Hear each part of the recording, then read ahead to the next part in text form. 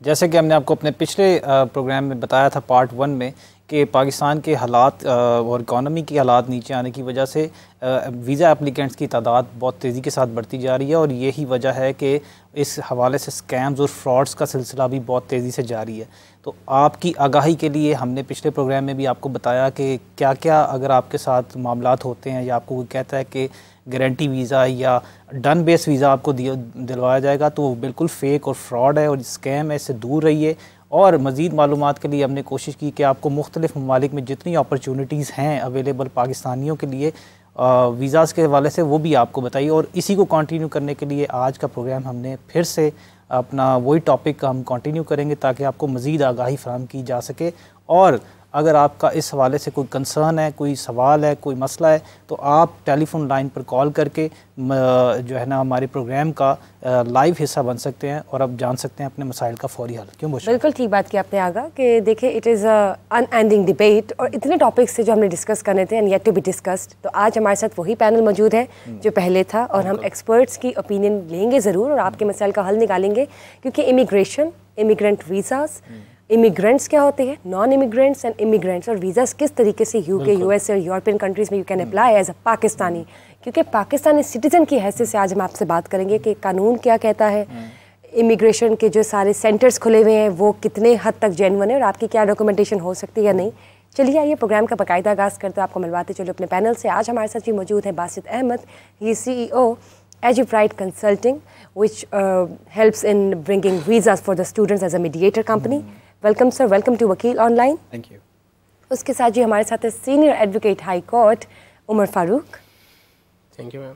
इसके साथ जी हमारे साथ है another senior advocate high court mister Syed Bilal Bukhari. Thank you. और जी हमारे साथ एक बहुत ही young talented senior advocate high court है इज्जत फातिमा। जैसे कि तो आप बता रही हैं लिस्ट, मैं चाहूँगी आगा कि हम यूके के एंड से भी जो कैटेगरीज है वीज़ा की किस किस्म के तरीके हैं आप लीगली स्मूथली अप्लाई कर सकते हैं, मैं चाहूँगी कि बासित साहब आप उस पर ज़रा नज़र डालें। देखें सेवरल तरीके हैं अप्लाई करने के और वेरियस कैटेगरीज हैं जिस तरह हमने पिछले एपिसोड में भी डिस्कस किया था कि इनके पास विजिटर्स वीज़ाज़ की अपॉर्चुनिटी भी होती है, उसके अलावा स्टूडेंट वीज़ाज़ हैं, फिर स्किल्ड माइग्रेशन है, कुछ एंटरप्रेन्योरल वीज़ाज़ हैं। मींस के वन बाय वन अगर हम उसको डिस्कस करें, देखें विज़िट वीज़ा तो है, आप गए वहाँ पे आपने विज़िट किया, you had a very strong reason कि आपके पास रीज़न है उन चीज़ों को ऑब्वियसली वहाँ पे विज़िट करने का, तो आप उस रीज़न की बेस के ऊपर आप विज़िट वीज़ा अप्लाई करते हैं and you go there and visit, वो चाहे टूरिज़म है चाहे मीटिंग द रिलेटिव्स है, ठीक है, वो आप अपना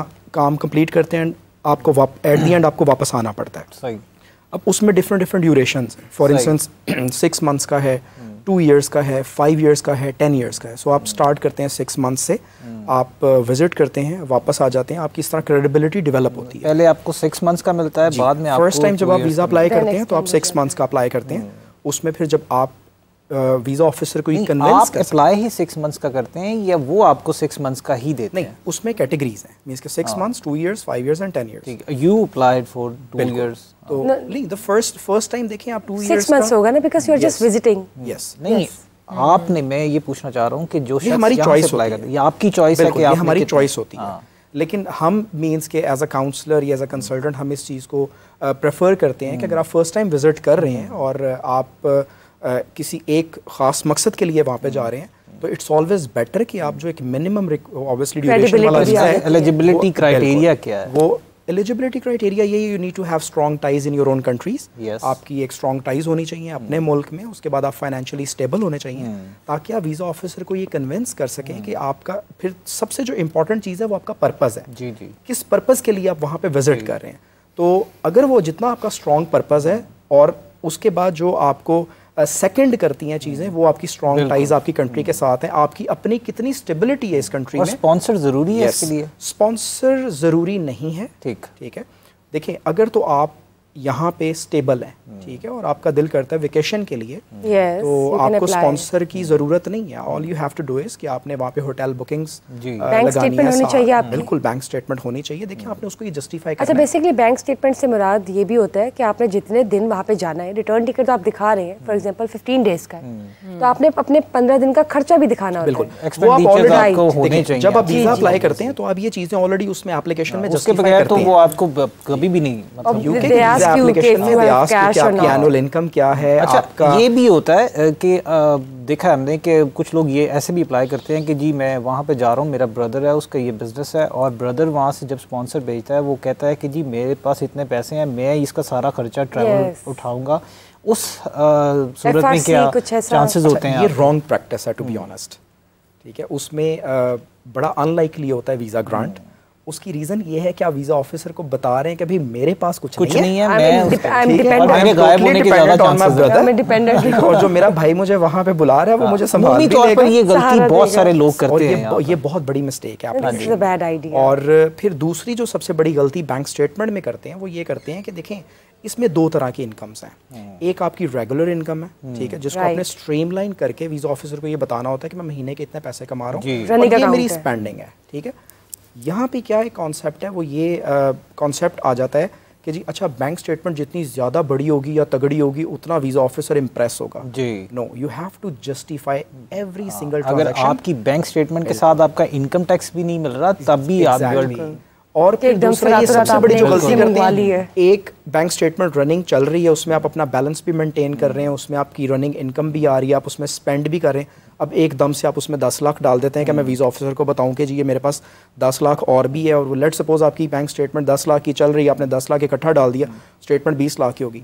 वीज़ा ऑफ यूके में, ख़ास तौर पे यूके में वीज़ा ऑफिसर उस अनजस्टिफाइड ट्रांजैक्शन की बेस के ऊपर आपका वीज़ा रिफ्यूज़ करता है। एक सवाल मेरा आप दोनों से है जी। अक्सर ऐसा देखा गया कि पाकिस्तान, क्योंकि हर मुल्क जो भी चाहे वो यूएसए हो चाहे वो यूके हो, वो ये चाहते हैं कि हमारे पास इन्वेस्टमेंट आए, राइट। और यूके ख़ास तौर पर इस हवाले से देखा जाता है कि वो ये जब अगर कोई इन्वेस्टमेंट वीज़ा अप्लाई करता है या बिज़नेस वीज़ा अप्लाई करता है तो वो बहुत कई दफ़ा वो जस्टिफाई नहीं कर पाता शख्स के भी मेरे पास जो इतनी मेरे पास वसाइल हैं, एसेट्स हैं, उसके साथ मेरा टैक्स मैच करता है कि नहीं, लेकिन उसके बावजूद उनको वीज़ा दे दिया जाता है। उससे ज़्यादा जो चीज़ मैटर कर रही होती है, देखिए अगर आप एक एंटरप्रेन्योरल वीज़ा अप्लाई कर रहे हैं किसी भी कंट्री का, उसमें दो चीज़ें हैं। एक इनोवेटिव होना चाहिए। इनोवेटिव का मतलब ये कि एक कुछ नया आइडिया जो ऑलरेडी वहाँ पे हो रहा है, they are not interested to see that. Yes. दूसरा, आप उस कंट्री में उस बिजनेस से वहाँ के लोकल्स के लिए और वहाँ के सिटीजन्स के लिए कितनी जॉब्स क्रिएट कर रहे हैं। तो जहाँ पे आपकी ये दो चीज़ें मैच कर रही होती हैं तो वहाँ पे हल्की फुल्की लीनियंसी वो शो करते हैं, ठीक है। क्यों कहा जाता है कि यूके जो है वो हेवन है जिन लोगों के पास ब्लैक मनी है दुनिया में, उन लोगों के लिए? वाई ब्लैक मनी वाला तो to be honest I will not be able to make a long comment वहाँ ऑन पे दैट। जाके ऑफशोर कंपनीज रजिस्टर्ड करवा लेते हैं और जो यूके में ऐसा नहीं है। यूके में ऑफशोर कंपनीज जो यूरोपियन एरियाज में ऐसा है। I am not sure offshore companies, I don't know वो किस तरह हम उसको क्या नाम है जस्टिफाई करेंगे ऑफशोर वालों को। लेकिन यूके में अगर ऑफशोर कंपनीज आप रजिस्टर, देखिए ऑफशोर कंपनी एक तो रजिस्टर नहीं होती, और अगर आप एक ऑफशोर कंपनी खोल भी लेते हैं कि जी अच्छा ये मेरी कंपनी है, मैं यहाँ पे यूके से ऑपरेट कर रहा हूँ, लेकिन जब तक आप उसका टैक्स नहीं पे कर रहे, आप वहाँ पे उनकी गवर्नमेंट और उनकी काउंसिल के साथ एसोसिएटेड नहीं है, तो आपको उसका किसी भी तरह का बेनिफिट नहीं मिलता। इज़्ज़त फातिमा, मैं चाहूँगी कि हम ऑडियंस के साथ रिलेट कर सके, जो हमारी प्रीवियस एपिसोड भी थी इसी सेम टॉपिक पे थी। So I would like you to give a small precap precisely कि इमिग्रेशन, इमिग्रेंट्स और नॉन इमिग्रेंट्स क्या है, और फिर हम उसके वीज़ा की टाइप्स की तरफ चलेंगे। अच्छा, यूएसए में, क्योंकि हम यूएसए पे अभी क्वेश्चन कर रहे हैं, तो दो टाइप्स होती हैं। इमिग्रेंट्स होते हैं जो वहाँ पे इमिग्रेट कर रहे हैं ऑन वीज़ा, जैसे आपका ग्रीन कार्ड होल्डर हो गए, फैमिली स्पॉन्सर हो गए, फियांसे वीज़ा हो गए, तो वो आ जाते हैं इमिग्रेंट्स में। फिर there is another type which is non immigrant, temporary visas like visit visa, student visa हो गए, J1 हो गए, H1B, F1 जी, ये सारे वर्क वीज़ा भी नॉन इमिग्रेंट में आते हैं। लेटर ऑन आप वर्क वीज़ा को H1B को जो है वो आप ग्रीन कार्ड की तरफ जा सकते हैं, लेकिन टेम्परेरी वो भी नॉन इमिग्रेंट में आता है।